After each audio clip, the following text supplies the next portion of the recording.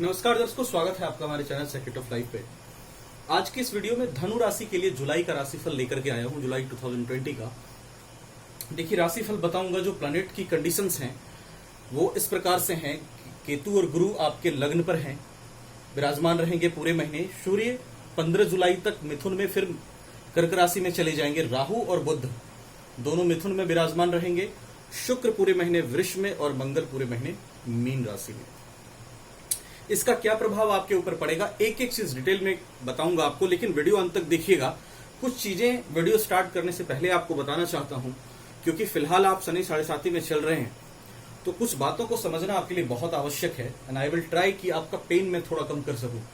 देखिए, जो अभी समय 5 साल आपका गुजरा है 7.5 का, very very crucial time of your life. ये जो 5 साल है आपको झकझोर कर रख दिया अंदर से। क्यों? क्योंकि शनि जब आते हैं, जब इनकी 7.5 आती है, तो इंसान को ऐसी चीजों को जानने और समझने का मौका मिलता है, ऐसी परिस्थितियों से गुजरने का मौका मिलता है जहां वो खुद भी शॉक हो जाता है कि एक्चुअल में चीजें हो क्या रही हैं उसके साथ, उसे समझ नहीं आता। इसीलिए शनि को सबसे रहस्यात्मक प्लैनेट कहा जाता है। लेकिन अगर आप एक्चुअल में सैटर्न को समझते हैं तो कई चीजें बहुत अच्छे से फिगर आउट होती है। हाँ, पेन आपको जरूर समझ में आएगा, लेकिन पेन के साथ साथ कुछ चीजें हैं जिसको समझना बहुत जरूरी होता है। तो 5 इयर्स का जो पहले पीरियड रहा है वो मैं आपको बता दूं। ये एक ऐसा पीरियड रहा है, लग्न पे शनि गोचर किए पिछले 2.5 साल। पिछले 2.5 साल में कई लोगों के जीवन में, वैवाहिक जीवन में परेशानियां आई, जिसके 7th हाउस की कंडीशन बढ़िया नहीं थी। उनका डिवोर्स तक मामला गया, डिवोर्स भी हुआ, डिवोर्स फाइल भी हुआ कईयों का। जो आर्थिक स्थिति है वो काफी डमाडोल आपकी पिछले 5 साल में हुई है। काफी ज्यादा परेशानियों का सामना आपको करना पड़ा, आर्थिक संकटों का सामना करना पड़ा, और स्टिल यू आर रनिंग। बहुत सारे लोग अभी रन कर रहे हैं। जो आपको साथ मिलना था अपनों का, वो भी नहीं मिल पाया। ऐसे बिटर ट्रूथ ऑफ लाइफ से आपका सामना हुआ। Whether your family members ignored you, they did not understood you, they did not understand you, तो वो भी आपको नहीं समझे। आपको पता चला कि कितना पेनफुल है, मतलब इस दुनिया में ऑनेस्टी एक्सपेक्ट करना लोगों से, वो आप एक्सपेक्ट किए और आपको नहीं मिला। तो पिछले 5 साल में जो रियलिटी ऑफ लाइफ है उससे आपको शनि ने अवगत कराया।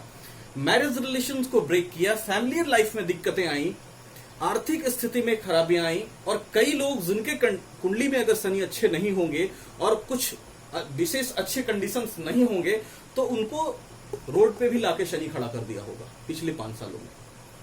स्टिल आप एक चीज अब ध्यान रखिएगा, जो पॉजिटिव चीज है कि 7.5 का जो ग्राफ है, ऐसे 2.5 साल आपका चला स्टार्टिंग में, फिर 2.5 साल का पीक फेज धनु राशि में जब शनि रहे, पीक फेज चला, अब डाउन की ओर है।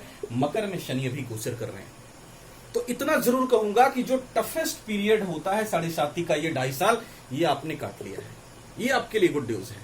मैं ये नहीं कह रहा हूं कि स्थिति अचानक से सही हो गई है, लेकिन this 2.5 years you have crossed, that is a good news for you.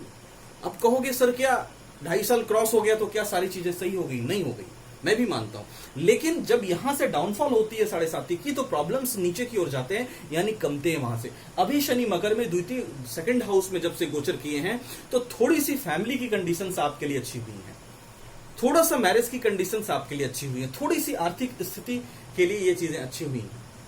पीछे के कंपैरिजन में मैं देखूं तो पीछे तो आपको एकदम बदहाली की ओर ले गया। ये एक्सपीरियंसेस बहुत सारे दिए आपको, लेकिन आपको समझना पड़ेगा कि वो एक्सपीरियंसेस देना भी आपको जरूरी था। लाइफ में उन फैक्ट से भी आपका सामना होना जरूरी था, क्योंकि उसको समझे बिना आप आगे, अगर लाइफ में आपको कोई भी बड़ी सफलता दी जाए तो आप बहुत अच्छे से उसको डील नहीं कर सकते, क्योंकि वो एक्सपीरियंसेस भी लाइफ में जरूरी होती है कि how you have to go in life. लोगों की सही पहचान भी 7.5 के दरमियान ही होती है। तो वो सब चीजें शनि ने आपके साथ की हैं। तो मैं आपसे कहूंगा कि अभी पेनफुल सिचुएशन होने के बावजूद भी आप गम कम करिए, अपने पेन को थोड़ा सा कम लीजिए। मैं मानता हूं, आप एक चीज हमेशा याद रखिए, 2 श्लोक भगवत गीता का है, उसको थोड़ा सा जरूर रिमाइंड कीजिए। मैं जानता हूं बहुत पेनफुल सिचुएशन होती है जब फैमिली के लिए, लिवलीहुड के लिए आप संघर्ष करते हैं, जब चीजें आपको कहीं से नजर नहीं आती, एक्सपेक्टेशंस खत्म होता है, पेनफुल सिचुएशन जरूर होती है। और जिसके साथ फैमिली है उसके साथ ज्यादा होती है, जो बैचलर है उनके लिए तो थोड़ा कम, फैमिली वालों के लिए ज्यादा होती है। लेकिन उसके बावजूद भी मैं कहूंगा कि ये जो पेनफुल सिचुएशन है इसमें आप कुछ कर नहीं सकते थे, इसमें आपका दोष नहीं था, इसलिए डोंट ब्लेम योरसेल्फ। ये कंडीशंस ही ऐसे थे जिन्होंने आपको इस हालात में लाया, but in spite of that you have to be happy. और इस चीज को याद रखिए, खाली हाथ आए हैं खाली हाथ जाना है। ये मंत्र साढ़े साथी में मत भूलना। क्यों? क्योंकि अगर आप इस मंत्र को समझोगे ना तो साढ़े साथी के दरमियान भी पॉजिटिविटी को नहीं छोड़ोगे, साढ़े साथी के दरमियान भी ऑनेस्टी को नहीं छोड़ोगे। और सैटर्न जस्टिस को डिले कर सकते हैं, डिनाई नहीं कर सकते। शनि में वो पावर है कि शनि अगर गिरा सकता है आपको, बहुत नीचे ले जा सकता है, बहुत ऊपर भी उठा सकता है। That calibre Saturn has. तो इसलिए आप घबराइएगा नहीं। इफ अंडर साढ़े साथी you are honest, you have gone through honesty. वैसे तो धनु राशि और धनु लग्न वाले सत्य पर चलने वाले नस्कपट होते हैं, कपट की भावना बहुत कम होती है और लाइफ में अच्छे से जीते हैं, जिंदगी को सत्य पर चलते हैं, ईमानदार होते हैं, इमोशनल व्यक्ति होते हैं। गुस्सा आता भी है और जाता भी है, बहुत जल्दी और बहुत जल्द गुस्सा आना चला जाना। लेकिन गुस्से में ना प्रतिशोध की भावना इतनी नहीं होती।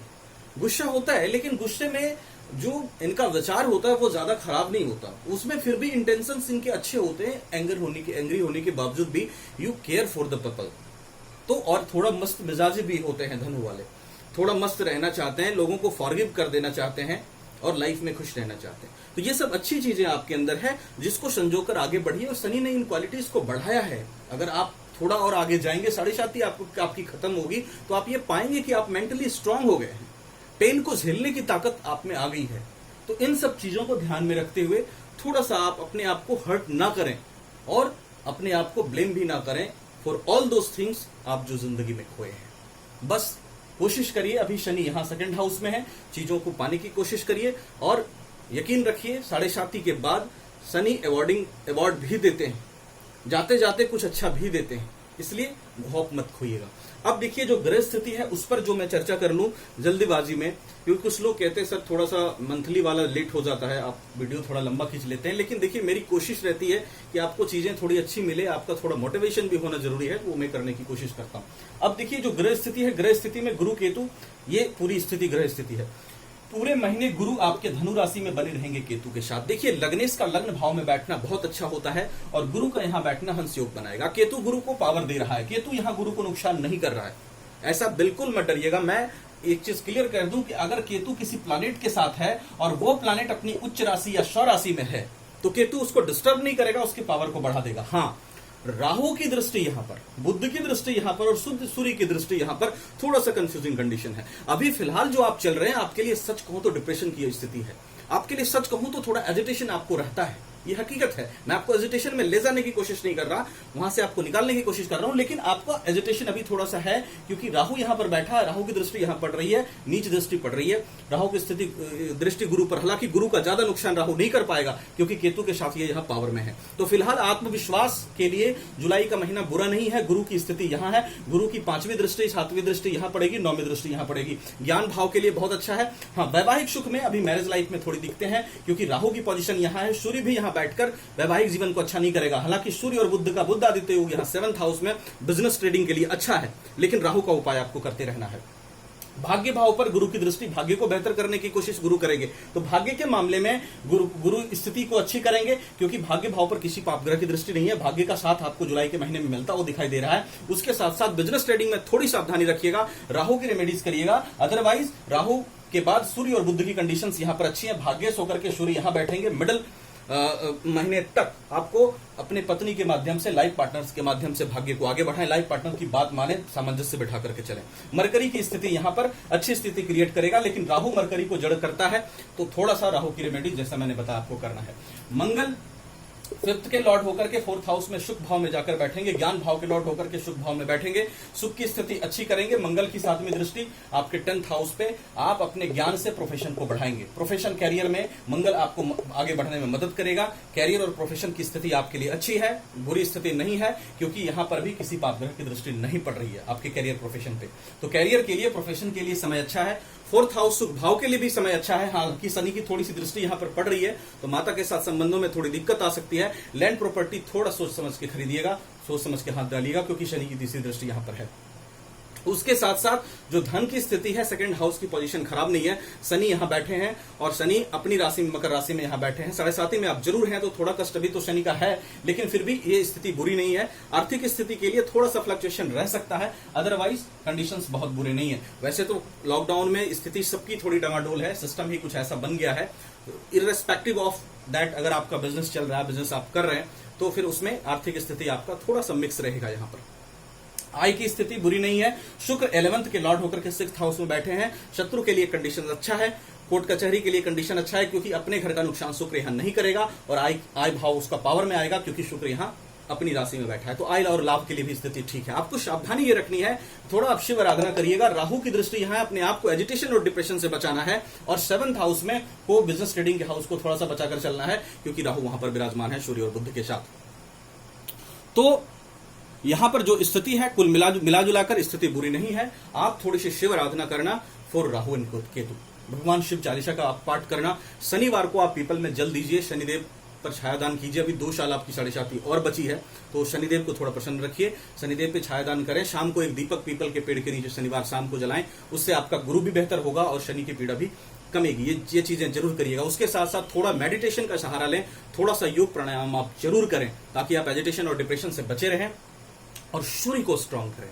सूर्य आपके देखिए भाग्येश हैं, शनि के प्रभाव को भी कम करेंगे, राहु के भी प्रभाव को कम करेंगे। सन इज द किंग ऑफ कुंडली सिस्टम। ये राहु और शनि दोनों के पावर को निगेट करने की शक्ति रखते हैं। वैसे तो अगर मेरे दृष्टिकोण से देखिए तो सूर्य जब पावर में आता है तो ओवरऑल सभी ग्रहों के नेगेटिव प्रभाव को कम करने की शक्ति रखता है, इतना पावर सूर्य में है। तो सूर्य को स्ट्रांग करिएगा। सूर्य भाग्येश है आपके। ओम घृण सूर्याय नमः मंत्र का जप करिएगा, उससे सूर्य की स्थिति अच्छी रहेगी। राहु सूर्य के साथ है, तो थोड़ा सा ब्लेमिंग से बचिएगा, अपने आप को क्रेडिट आपका खराब हो सकता है, राहु थोड़ा सा कर सकता है, क्योंकि सूर्य को ग्रहण लगाता है। तो मान सम्मान बना करके चलिएगा, वाद विवाद में ज्यादा मत पड़िएगा। फैमिली की स्थिति बुरी नहीं है, फैमिली कंडीशन अभी आपके लिए ठीक है। शनि यहां पर बैठकर फैमिली की स्थिति आपके लिए अच्छे रखे हुए हैं, फैमिली का सपोर्ट आपको मिलता हुआ दिख रहा है। ओवरऑल एक जनरल प्रेडिक्शन है, जो कि आपके ग्रहों के गोचर आधारित प्रेडिक्शन के आधार पर मैंने बताया। अदरवाइज आपकी कुंडली में ग्रहों की पोजीशन क्या है, कहां कहां ग्रह बैठे हैं, इन चीजों को देखना जरूरी है। उसके साथ साथ महादशा अंतरदशा किनकी चल रही है, लग्न नवमांश चालित, इन सब कुंडली में ग्रहों की क्या स्थिति है। उसके साथ साथ षटबल, डिग्री बल, 6 प्रकार के बल होते हैं ग्रहों के, उन सब चीजों को देखना और एक एक बारीकी को समझना भी आवश्यक होता है। अगर आप किसी विशेष प्रॉब्लम में हो या विशेष खराब कंडीशन में हो, तो एक बार कुंडली एनालिसिस भी करा लीजिएगा। अगर आप कराने में सक्षम हो तो एक बार कुंडली एनालिसिस करा लीजिएगा। मुझसे कराने के लिए आप वीडियो डिस्क्रिप्शन में मेल है, वहां कंसल्ट कर सकते हैं। वहां फोन नंबर भी आपको वीडियो डिस्क्रिप्शन में मिल जाएगा, टाइटल के नीचे आपको मिल जाएगा। आप जब चाहें संपर्क कर सकते हैं, अदरवाइज आपको जहां अच्छा लगे आप करा सकते हैं। Thank you so much.